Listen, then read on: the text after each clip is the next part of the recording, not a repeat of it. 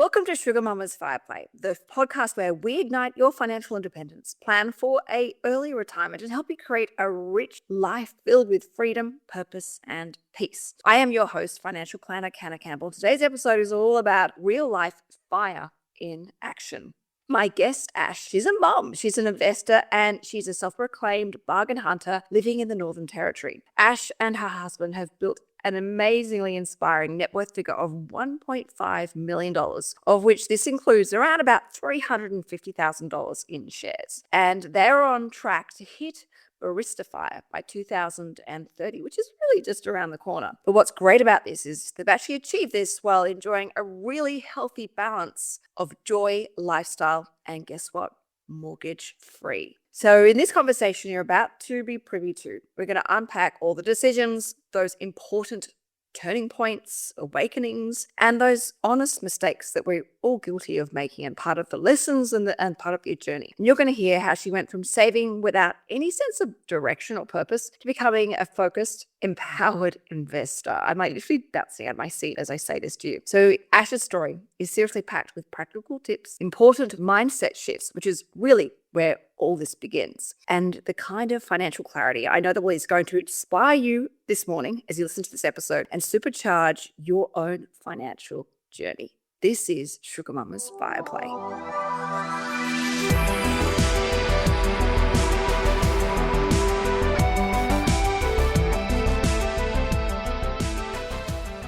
Ash, thank you so much for coming on the show today. I'm sitting up straight. I'm literally about to launch out of my seat. How are you today? Thank you so much for having me. I'm really good, thank you. I'm excited to be here. Well, I not as much as I am, I can tell you that. I want to get straight into this because your story is inspiring and, I've actually been following your Instagram account for some time. Can you take me back to when you first began your journey towards improving your financial well-being and that sense of financial independence? My mum and dad, my mum was a stay-at-home mum, but before she was a mum, she worked at the bank. Dad worked at the bank. When I got my first job, mum always sort of taught me, okay, so put a little bit into your savings and keep some, in your spending account. I reckon I was 10 when I was walking around the shop and mum would go, oh, look, that thing of toilet paper, that's $4, but it's got 10 rolls in it. This one, it's $6, so it seems more, but it's actually got 20 rolls in it, so it's better value. I remember seeing mum looking through the catalogue. So mum instilled in me, I want to say we were a relatively frugal household in that, back then, single income, just my dad worked. So mum did her part. So I grew up, sort of having a good idea about savings. But then when I moved out of home, I moved very, very far away. I moved from Melbourne all the way up to a little tiny town on the coast of the Northern Territory. Boy, I had no idea. I was earning real adult money. I was like, this is pretty great. Still did save a bit, but certainly not as diligently as I had. And then after a few years probably, I then started to rein it back in when I was like, oh, this is not so sustainable. And you only need so much, stuff back then. Catch of the day, Amazon, eBay, I don't know, whatever it was. How much online shopping does one really need to do? Yeah, exactly. And when you were saving, did you have a goal? Because I think it's really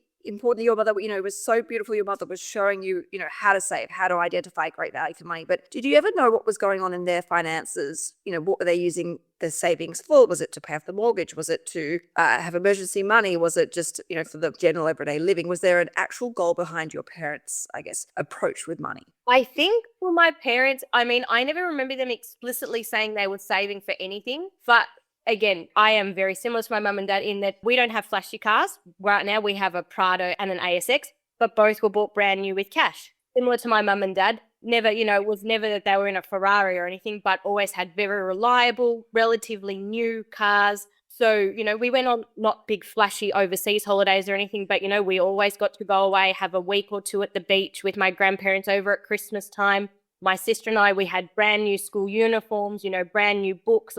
It was never a case of, we didn't have what we needed. So I think I would say, while it was never there explicitly to saving for anything big, they certainly were always able to fund the things we needed. It sounds like they were very respectful for the flow of money. They manage it very mindfully. What comes in can then obviously help fund what needs to go out in a very harmonious way, but in a very mindful and respectful way. How did you shift then, going from someone who is intentionally saving, or in your case, potentially without purpose, just to then becoming an investor? Because that's a big leap for a lot of people. It really was. So there was a bit of time, like I said, I was a bit lost. I would say that my first couple of years of working full time, because I went from earning, when I was at uni, maybe $20,000 a year, I would say, to when I got my first full-time job as a fully qualified teacher, I want to say I was earning around $75,000 a year. So it was a Whoa. teachers in the Northern Territory are relatively well paid. Even now, that's still one. I want to say they're if not the best, maybe the second best paid teachers in Australia. But also because I was living remote, there weren't movies or clubs or, pubs or anything. So I wasn't sort of going out spending money on the weekend like I did in Melbourne. I did do a bit of online shopping. I was just kind of drifting. And then a few family friends a little bit older than me, like my parents' age, had sort of been like, oh, have you thought about getting, an investment property? And this is going back, this must have been around 2015. And so, for a long time, property was seen as that's what you do if you want to get ahead. And I'm, for lack of a better word, a young, dumb 23-year-old. Okay, if these adults I trust and respect are saying this is what I should do, I was like, okay, well, if that's what you think. So I talked to back then he was my boyfriend. Now we've been married 10 years. But back then he was my boyfriend of 4-ish years. And we were kind of like, okay, we'll start saving for a house, I guess. Like if that's what people do, cool. And so we just started putting some money aside. And again, we were both on a relatively good wicket. So putting, being able to save, say, $1,000 a week was not out of our reach. And so we started. Amazing. $1,000 a week 10 years ago is incredible. I was a teacher, so I was earning good money. Hubby was just working, I think, back in like retail then. Not as good, but minimal outgoings because we weren't going out. Back then, no Uber Eats. Yeah. I still didn't use Uber Eats because I missed like the Uber Eats craze, if you will, because in remote it wasn't there. And then when I came back to town, it was such a big thing. I was really behind the 8 ball. But I don't mind.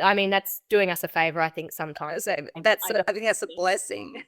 But so, we started being a bit more diligent. And there'd be weeks where we saved more, weeks where we saved less. But after a while, we slowly built up a bit of a deposit. And a friend, again, this same family friend was like, oh, you should do DHA. That's what I did. So that's Defence Housing Australia. So I know personally my risk tolerance is not very high when I look at investments. So DHA initially appealed to me as a potential investment because the loan is leased to Defence Housing. So you have a reliable tenant. Even if the house is vacant, DHA still pay the rent to you. So if for some reason something happens, and it's left vacant for 6 months, doesn't matter. I still had that, I should say my husband and I, we still had the regular income. They do charge higher management fees, but that includes general maintenance. So if a light went out, if there was a hole in the fence, DHA dealt with all of that. If a bigger problem came up, so I remember once there was a problem with the hot water system, DHA sourced the quotes, they send them to me, and I would just say, yes, approve, or no, I want to get a different quote. So for someone who had no idea what they were doing, this was an easier way to dip my toe into being a property investor, in that it was still very much hands-off. I would just collect my end of each month. They would send me the statement. I would give that to my accountant. They do all that side of thing. I didn't have to worry about maintenance. I didn't have to worry about, there's no advertising or reletting fee. DHA take care of all of that. But again, the management fee was considerably more than what you would pay than if you got a regular real estate agent to take care of it, or again, if you did it yourself. But like I said, for me, knowing that the rent was going to come in every month regardless, very comforting, because that went into account when looking at, can we service this loan? I think back then, the rent was about $1,500-ish a month, maybe. Knowing we had that towards, and I can't exactly remember, I want to say the mortgage was around $2,000 a month. So knowing we had about $1,500 a month towards a $2,000 mortgage, like, okay, even if things go wrong, we're making up a $500 shortfall a month. We can manage that. Yeah. So you stress tested with the numbers that were given to you, by the DHA. So what went wrong?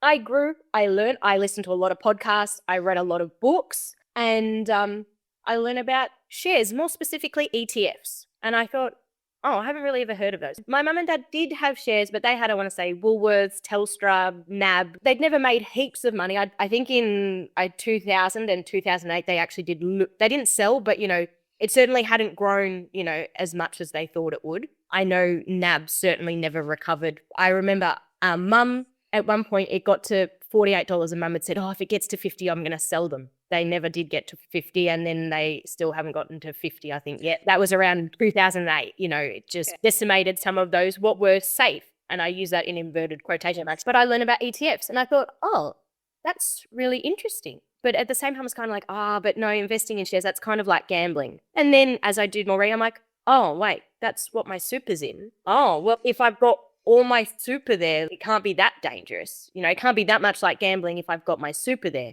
I need to do some more research. I read Mindful Money. I read the $1,000 Project. I read the Barefoot Investor. I started listening to podcasts. And as I started learning more, I was like, there's actually other things. You don't have to invest just by property. Property is not the only choice. Everything I'd seen in the media, it was always about property investor, man buy 16 properties, set to retire when I'm 30. Like all the wonderful clickbait things that we go. Yeah. I never saw anyone having success through investing in ETFs or shares. I think it's because obviously it's not a tangible asset. It doesn't, it's not as, you can't see it and touch it, and it doesn't appeal, from a surface level as sexy as property. It doesn't look as dreamlike, but in fact, I think shares for me personally are a much more efficient and effective way of building wealth. So you learned about ETFs and you decided to start with parcels of, say, was it $2,000? $2,000 initially. How did you come up with the money? Was it out of your cash flow or you doing additional things? And then how did you work out what ETFs you wanted to buy? So we started with parcels of 2,000, and at first, we had a little bit saved up. I think we had, sort of maybe about 10,000 in our emergency account. We had an offset as well. So we had some money in the offset attached to the investment property just because that was a helpful tool for us. But so as I read, and again, not a great strategy, what I'd seen other people do. I did do some research, but I just didn't understand enough. And I'll be the first to admit, I made mistakes along the way, but I pivoted, I learned, and I changed strategy. And I don't regret the mistakes I made because, it was only through having a go that I was able to learn. Otherwise, I would have just been sitting on the sidelines. Vanguard, was really famous and it seemed like a good option. And it was a good option, but I originally invested in BEU and BTS, which are both US domiciled. Mm-hmm. At the time, I'd done some reading and people were like, the paperwork's really easy, don't worry about it. Well, after doing it for, I don't know, a few years, I was kind of pretty keen to give these the flick just because it was extra work for me. Yep. And as I learned more, I was like, there's ways I can invest in those US holdings without having a US domiciled fund, Mm-hmm. And so I learned about new things. But so initially, I want to say I was looking at VAS, VTS, and VEU, so an Australian Vanguard fund, a US-focused Vanguard, and an all-world Vanguard. And then I had a few random LICs because I thought, well, if I have more holdings, that's more diversity, that must be better. And again, as I learnt more, I had A200, which is BetaShares top 200. I also had BAS, which is Vanguard's Australian top 300. Well, I've got them, I'm diversified. As I learnt more, they're essentially the same thing, additional 100 holdings, but it makes up such a small amount of the total, they're essentially the same thing. So again, it was little things like that because I knew diversifying was important. Don't put all your eggs in one basket. That's what I'd read, but I didn't quite understand that.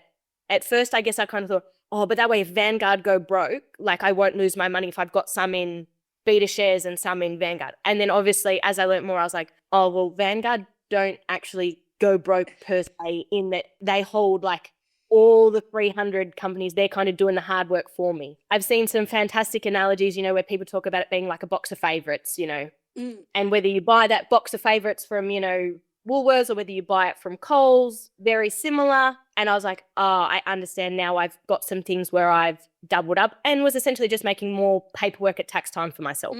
Yeah. The mistakes you're making are very, very innocent mistakes that everyone is guilty of doing themselves, especially when you're trying to figure this out on your own and you're not getting professional advice. And we actually call this diversification. because you've accelerated beyond that point of diversification where you're actually hindering the portfolio Yeah. rather than helping the portfolio, because you've just got multiple buckets of the same thing over and over again. And you're right, it creates an absolute nightmare when it comes to doing tax time, and you've got statements all over the place essentially reflecting the same thing. It is also a very inefficient use of your cash flow and building up your portfolio. I always say to people, it's not rocket science investing. You can really keep a really simple, easy strategy. The strategy will most definitely tweak and change over time, but the underlying, system, the machine, actually can be very, very simple. And, leaning on listed investment companies, you don't need a huge amount. All the magic and hard work is done for you right there. So to go back to you, you started with parcels of $2,000. A quick question: how did you and your partner get on the same page? Because I know there are a lot of couples listening to this podcast and thinking, I really want to invest with my partner, but we just don't know how to do it. How did you guys, figure this out? Because, this is a really important part of your journey as well, being on the same page. I'll talk about this very broadly. I'll start by saying I love my husband dearly. When I met him, he was terrible with money. And I remember, I tell a story. We used to live in Melbourne. We're mad Melbourne Storm fans. And we used to go after the rugby. We'd go into Crown and go and have a few drinks. And if I didn't have any money, he'd be like, here, have $100. And I thought, this guy's rich. This is pretty good. He's not rich. He was just irresponsible. I'd call that sweetly and innocently generous. So after a while, I was kind of like, here, let me help you. So this is long before we were even living together. I'd help him draw up a little budget and said, hey, look, but you can save, showing him essentially how my mum and dad had shown me. And then when we started living together, we used to put all our money together, and I sort of helped, and we'd have a few disagreements just because I was always more saving focused and he was more spending focused. And one of the strategies that really helped us was we implemented what we call fun money. The amount for us, it's $200 each per month, but we're flexible to changing that as circumstances change. But essentially the fun money became such a valuable tool for us in that is the money you can spend with no questions asked from the other person. We say $200 a month, but it works out to $2,400 a year. So if you wanted to spend $2,400 in January and then have a really boring rest of the year, that's on you. But that's the money for massages, for going out with friends and buying a couple of rounds of drinks. For me, I love buying new activewear. So when I want to buy something, that I don't need, I'm just buying it because it's cute and I like it. Not for things that we need. So, for us, if I need new work clothes, that doesn't come out of fun money. But for those little things that my husband loves, little gadgets, just little doodads, and I'm like, what do you need that for? Well, it came out of his fun money, so it's absolutely none of my business. He can do whatever he wants with his money. It's not up to me. And so it became just like our judgment-free, you don't need to check in with the other person. And that really helped us, because otherwise I found sometimes I felt like I was sort of the nag, being like, he'd say, can I get this? And if I had to be like, no, you don't really need it, I'd feel horrible. And he'd kind of be like, this woman, she never lets me do anything fun. It's a massive passion killer when you start saying yes and no and having to get approval from each other, especially with little things like that. Obviously, big things are totally different, but it's a bit of a libido killer, you could say. Yeah, well, that's the thing. So for us, having the fun money where you do with that what you want and it's no questions asked really helped to take a bit of the pressure off me, because I've always been the person in our family who manages the money. Also, we have really transparent conversations. Even though I'm the one who manages most of the money, I don't do anything without talking about it first. Even though he's not necessarily going to approve or deny because he doesn't understand in investing in as much detail as me, I would still say, hey, so we've just reached our next $10,000 parcel. It's going to be time to invest. This is what I'm investing it in. This is whose name, because we sort of take it in turn, some in my name, some in his name. Or I'll say, okay, I'm thinking of, we need to close this account and I'm going to, when I refinanced our mortgage. Even though I did all the paperwork, he was still very much a part of that process. I've shown him, this is how I log on to the app. This is how you buy shares. These are the ones I pick. When there was a bit of a market crash, not a huge crash, but it sort of a dipped, I don't know, maybe 2 months ago, I was like, just so you know, if you see in the news, this is what's happening. You might notice, our account's gone down. That's okay. It's part of the process. It'll rebound, blah, blah, blah. So even though if I said to him, I'm going to sell everything and invest it in Coca-Cola, he'd go, all right, if that's what you think's best. He would trust me because that's what I do. I would still always tell him about it first. I would never just do it. Yeah. And look, we echo exactly the same in our household. And, it's the same with the living expenses. We each have our own set amount per month of sanity money. If we it's not about each other's business how we choose to spend it. And, we then enjoy spending it guilt-free. And it's the little things that, me getting my nails done, or Tom going to the driving range and hitting, a couple of buckets of balls. You have to have these respectful boundaries and to be together on the same page. And I drive all the investing and the budgeting and the mortgage reduction strategy, but Tom has access to everything. He can log in anytime. He can ask as many questions. The only dumb question is the one that you don't ask. And it's about having, complete transparency and open, respectful communication that comes from a place of education. So you are like the exact mirror of what we do. Sorry, I completely pivoted for a second about your relationship dynamic, but I think it's such an important question to ask. Coming back to your investment portfolio, how did you go from buying parcels of $2,000 up to $10,000? Did your cash flow improve? Did you become more motivated? Were you making more money? Like, what happened to jump from bigger parcels? So when we first sort of did the little parcels of 2,000, I was still very scared. Like, we dipped our toe in, but I was like, for us, it was a lot of money, and that idea of it not being tangible, it can't see it, you can't touch it. To have our money just sort of owning these fake pieces of paper was scary. And then we'd been investing a little bit, and during COVID, obviously everything took quite a hit. And so we started investing, I want to say it was around end of 2018-ish. So we hadn't been invested that long when the first dip from COVID happened, to see the not much money we had in there sort of become less money, but then it rebounded. And during COVID, I had plenty of time to read and listen and learn. And I was like, oh, okay, no, this is just part of the cycle. And, you see the pictures of the historical cycles, and I got a bit more confident. And I was kind of like, once we had, I don't know, it was probably around between 30 and 50,000, I'd say, we were like, okay, maybe now we'll make the parcels a little bit bigger. We sort of pulled back. Up until that point, we'd been directing any extra cash into our offset account. There was a point where we didn't stop putting extra in the offset account altogether, but we shifted a little bit. Instead of saying 90% into the offset, 10% aside for investing, it became 60% to the offset, 40% investing. Progressively became less to the offset. And especially too, once we felt we had a really good emergency fund, buffer fund in the offset, that if anything happened, we had enough, there was more money to invest rather than continuing to sort of build up the emergency fund endlessly. That's a really important awareness to have, because, it gets to a point where having extra cash,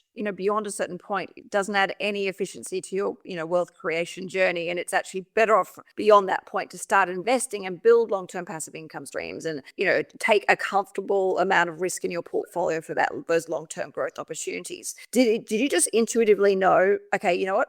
We need to start investing more of this cash and not just put towards the offset? Or did you read up about, what's the level at which we need to start moving this money elsewhere and investing it for the long run? How did that point come to you in your life? So I did some research, because around this point I'd learn a bit more. So I checked with how much was in our super, I checked our insurances, was happy with, okay, there's a good amount of coverage on there. And then once I felt our emergency fund, I think we got to around 75-ish thousand in our emergency fund, which sounds like a lot, but given we were living remote, I was like, if something happened and one of us couldn't work, we would now have to find somewhere to live. So it would be the cost of getting there, getting into a new house, whether that be we're renting, buying, but we would need some furniture because we didn't have a whole lot. And then we'd both need time. Well, one person, assuming they're not working or perhaps they've passed away, the other person needs time to find a new job. Particularly in the case of me, because I was the main breadwinner, I was super conscious of if anything happened to me, I wanted to make sure my husband, given he'd come up with me. So my job was very well paid, but he'd just work sort of a little bit of everything, whatever he could find, following me. It was fantastic, like, for my career. And we loved our time out there. But I knew if he came back to town, he wasn't falling back on a trade or a professional job. He might have a bit of trouble finding something, especially if he's then expected to pay rent. So again, personal amount for us, but that's what I felt comfortable having. I think that is absolutely brilliant that you've actually sat down and worked out how much emergency money is right for you. The amount of people that just think it's a simple mathematical formula of 3 months of living expenses or 3 months of your after-tax salary or for 3 months of your gross salary. There's no magical formula. everyone has a different number as to how much money they need as an emergency money. And, it sounds like you've actually done the numbers and prioritized building it. And I hope that gives you a really great sleep at night. And please don't ever think, oh, that's probably a lot. It's actually, I think, a really sensible amount what you've put aside as emergency money. And it's just essential before anyone starts investing. So just to go back a second, you've gone from having a portfolio of between $30,000 to $50,000 in 2018 to $350,000 in 2025. Yes. Wow. I want to say at last check, about 80,000 of that is capital growth. It's amazing though when you take a long-term approach and you have consistently invested and I'm assuming there's probably some dividend reinvestment along the way as well. Total return on the portfolio as of today was 92,600. Wow, that's your money working for you. Well, we certainly work to grow it. I mean, when you put that, close to $100,000 earned just from returns, it certainly shows the benefit of compounding. And when I see it like that, sometimes it doesn't feel like, you're making that much. It's not like you're getting it paid into your bank account every day sort of thing, like with a salary job. But when I log in and look at my account, I'm like, oh, wow, that is actually a lot. Because I try and not check it, all the time. But yeah, every now and again, when you see that figure, you're like, oh, wow, actually, I've made that like $92,000 from doing nothing, I didn't have to go into the office for it. I wasn't mowing lawns for it, How does it feel when you look at that? It's so funny. It almost doesn't feel real just because, again, I grew up with parents who had relatively good basic financial knowledge, but they certainly weren't investors. They weren't financial planners, They helped me with some basics. They helped me with things like setting up my super when I got my first job, which I really appreciate. So to think that someone who sort of started when they were older too, I was 28 or 27, 28 when we started investing. I say to I've got some of my friends on it, and they're 21 and I'm like, oh, I wish I'd been like you and I'd started when I was 21. I was like, but then I know there'd be people who are 40 who go, oh, I wish I'd started when I was 27. So, but exactly. If you get someone who's 21 or 18 or 14 to, get started, it's like you have so much time on your side. Yeah, exactly. The sooner the better. And it's, just, as you said, don't wait until you know absolutely everything. Sometimes just getting started and learning as you go is the best way to learn. And even the most experienced, sophisticated investors make mistakes. And, a financial strategy is not something you just decide, okay, this is what we're going to do and we stick to it. Like, we are constantly, our lives evolve and our financial strategy needs to evolve with us. So, that's normal and that's natural, and also that's really healthy because the laws change. There are opportunities that come up. You can see a potential risk that you need to deviate or navigate around. So it's really, really important that you get started, but don't wait for everything to be in perfect alignment, because you're going to be making mistakes and changes along the way, which is perfectly normal and natural. Now, you're a mother. I'd love to hear how becoming a parent has impacted your Barista FIRE goals and how it's impacted your cash flow, your lifestyle choices, and what financial freedom really means to you. So I am so blessed. So we have a almost 4-year-old. He'll be four in July. But so I took off the first 6 months after he was born, was a stay-at-home mum, and hubby was at work, and then hubby took a year off. And I went back to work for a year. And after I went back to work for a year, I was like, nah, it's not for me. Like, I just was like, no, I'd much rather being at home. And so then I've been at home since. I currently work part-time. So my son, he goes to childcare 2 days a week, which he absolutely loves. But I work just casually 2 days a week at the local university doing some lecturing and doing some marking, which I really love. It's super family friendly and my boss is lovely. But being able to have the flexibility to spend time with him, to take him to swimming, is so amazing. And it's because of the position, like all that hard work we did beforehand. And I mean, I know some parents, like they love their job. They love being able to go back to it. For me as a teacher, I struggled in that like 5 days a week was a lot, and it was a lot of hours. And again, if you're in a position where, you can negotiate part-time, you might find it easy. Just for me, I had a really hard time with it. So then hubby, we left remote. We were remote until he was 18 months old. We're like, we're going to move to town. We just want a bit more support, a few more things for him to do. Hubby got a new job, and I was at home full-time for the first year and a half, and then have working part-time now for about a year.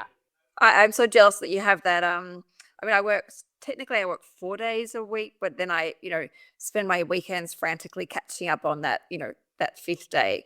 But to have that, sounds like you've got a beautiful balance where you can enjoy, the stimulation of work and feeling like you're earning money and contributing, but then you also have that beautiful, sacred, special time to enjoy your little one, whilst, he's wants to be with his mum, and lots of the hugs and kisses and those really important time where you just bond and connect and create those important memories and the building blocks of a little child, the character that's formed that comes with having a parent that's around and present as well. So I think you've got such an inspirational life and so beautifully balanced, not just financially but behind the scenes as well. Coming back to your investment portfolio, you transitioned from, the ETFs. Like, what is your, you simplified it and, could see where there was a bit of a duplication and just tidied up the portfolio. What is your financial strategy today with that $350,000 investment portfolio? So we have some. So originally when we started, we were investing just in hubby's name because as the lower income earner, that made sense. Back then, so again, about 2017, having kids was not on our radar at all. So at the time I was like, given I was, back then I had my master's, I was doing quite well in my career. So sort of from what we could see for the foreseeable future, I was going to stay as the main income earner. So we invested in his name. Then obviously over time things changed. Once we realized actually I was going to be off being a mum, we started investing a bit in my name. But so we both have some Australian-focused ETF and Australian-focused ETF, VAS or A200, just depending on what we bought first. So for him, he has all A200 because that's what I'd always bought in his name. When I'd started with VAS, so just kept that. And then we have an all world. So he has, I have VGS, and then he has a US, which is IVV. That's it, just 4 now.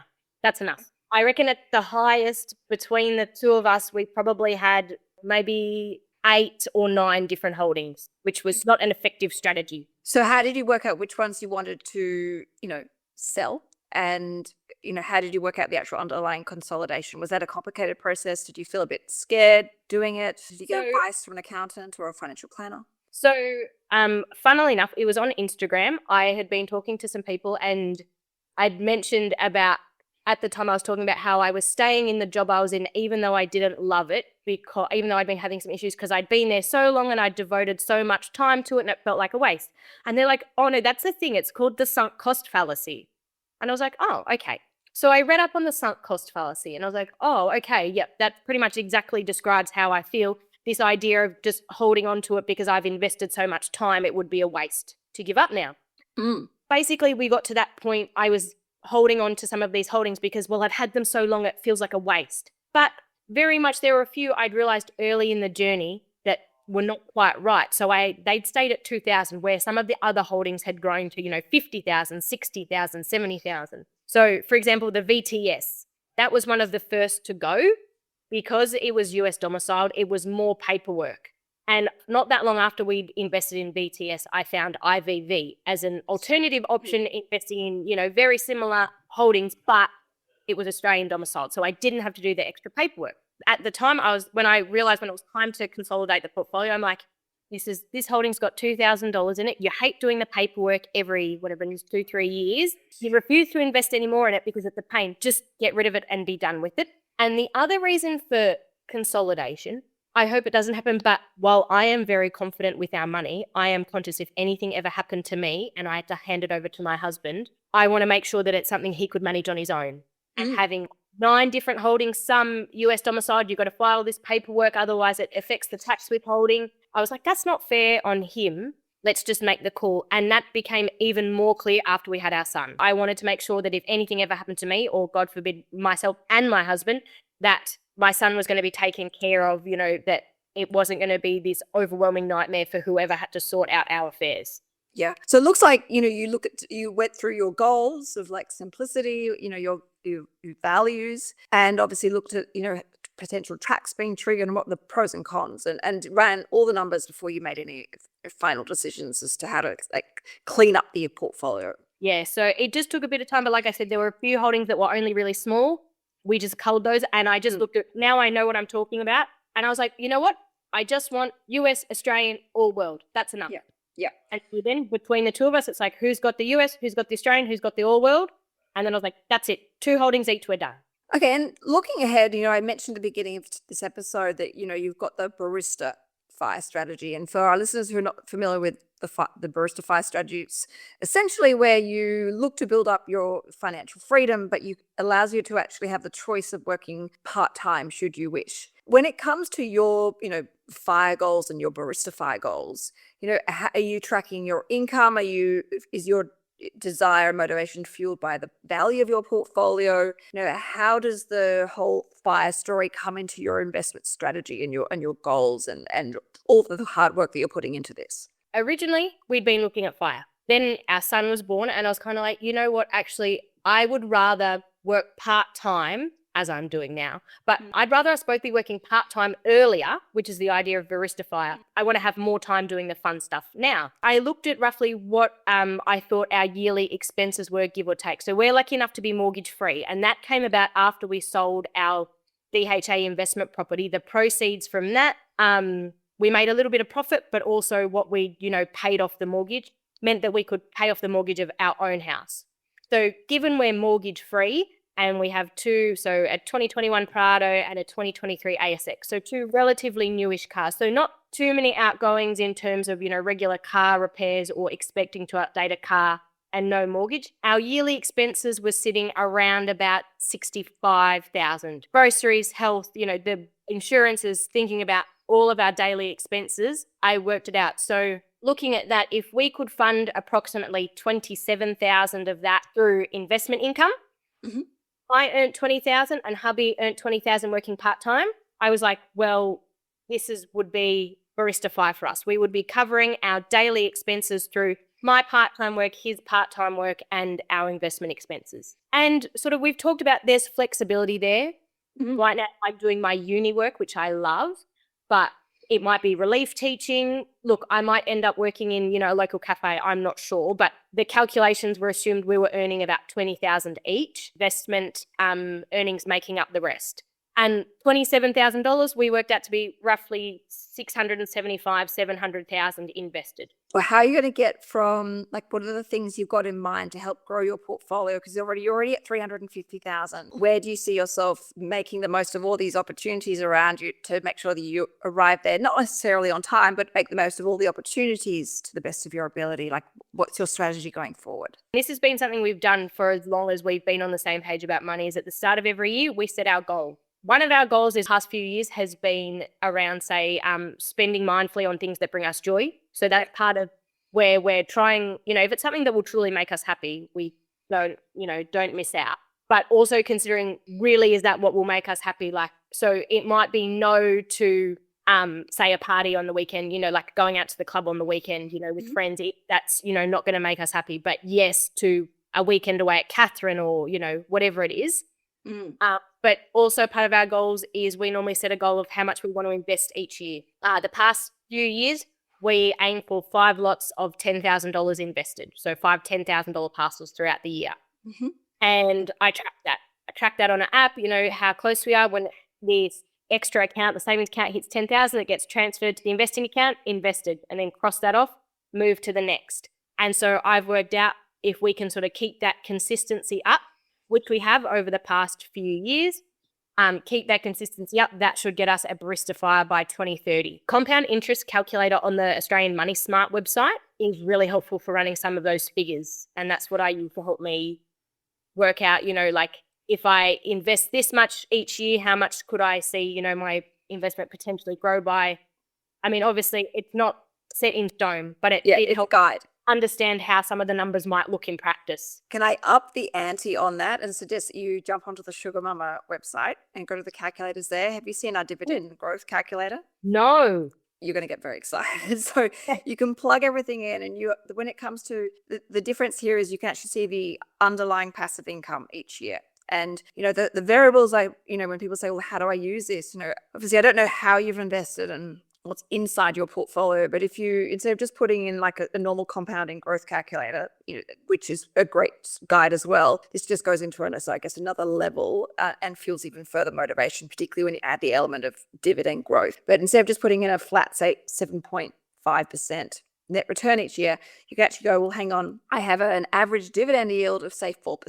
You're using the same sort of figures, but where the difference is because you're investing in shares, and I'm going to refer just to the Australian shares side of it, and this is why I'm so passionate about the Australian share market, particularly industrial shares and things like listed investment companies. If you look at what the ASX does from the dividends on average, and if you look at the Whitefield website, you can see this as well. But no, on average, they've the dividend for Whitefield has increased each year by on average 5%. So if you even just go put in a dividend growth of say 4% to be conservative and say 3.5% capital growth, you can see the breakdown in more detail. And you can see the power of not just compounding interest, but the power of growing dividends, which is where the magic of industrial shares really comes into a FIRE strategy, particularly for yourself. So as you were saying your numbers, I was quickly writing them down.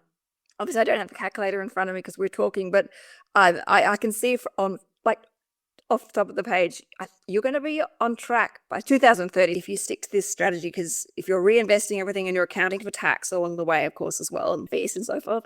I'm so excited for you.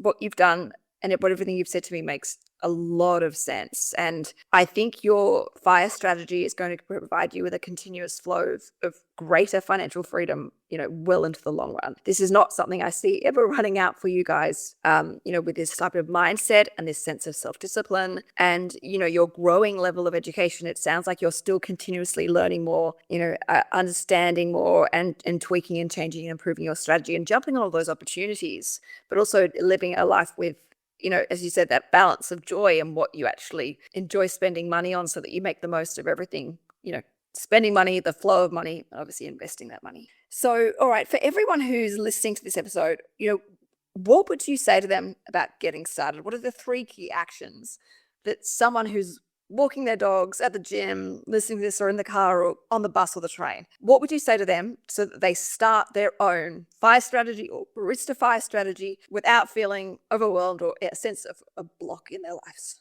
One of the best things I did at the start was, honestly, I just sort of submitted myself to the learning, listened to the podcast, read the books. And even though sometimes I thought I don't really understand, well, I'd just Google it and have a read. And, it really was just, even though it did seem a bit overwhelming at first, in that I was like, what does that mean? I don't understand.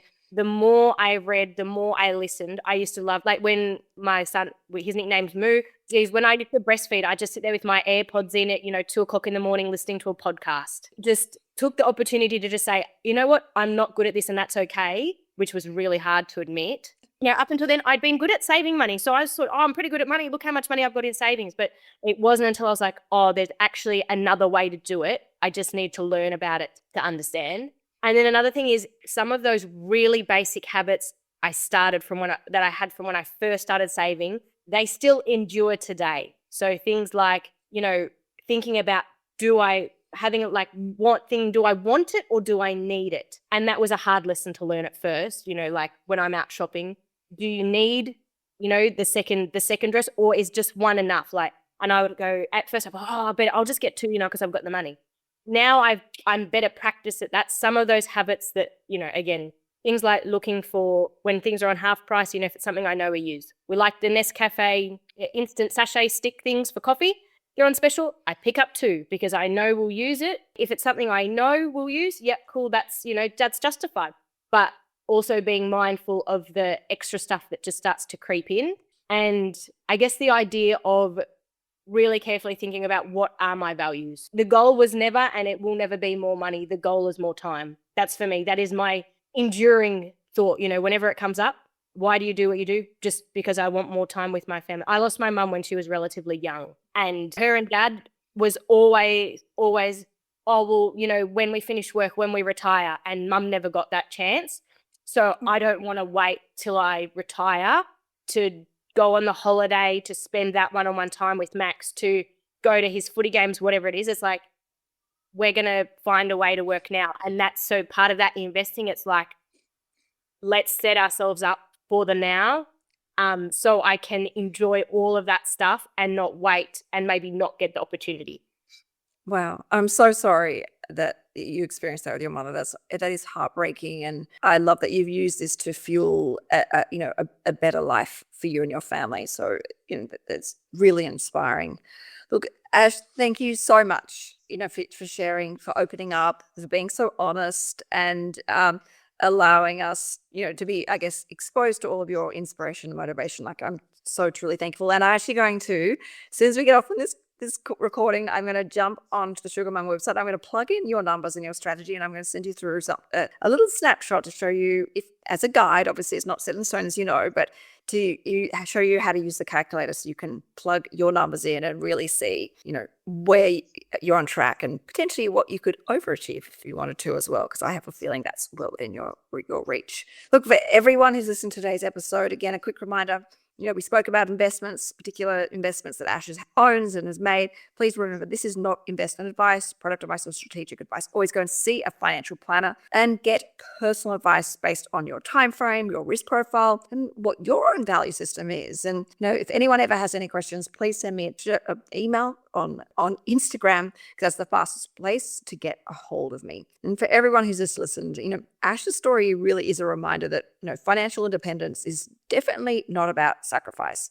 It's about living a life with intention, having a huge amount of clarity around what you want, what's important to you, and obviously then intentionally choosing what matters the most. And it is so important to build wealth whilst you have the energy, you have the time. But the beautiful thing about Ash is she's learned to do this in a balanced way, where she's still present and she's still getting the most out of life and living a life on her own terms. Now, if you love this conversation, please, can you do me a huge favor and share it with someone who's ready to make some serious changes in their financial lives and wants to build a better life for themselves and their loved ones. And of course, please don't forget to follow and leave a rating and a review, because this really helps me find more people who are looking to spark up their own financial fire. Until next time, everyone, please keep your own financial fire burning bright within. This is SugarMamma's Fireplay.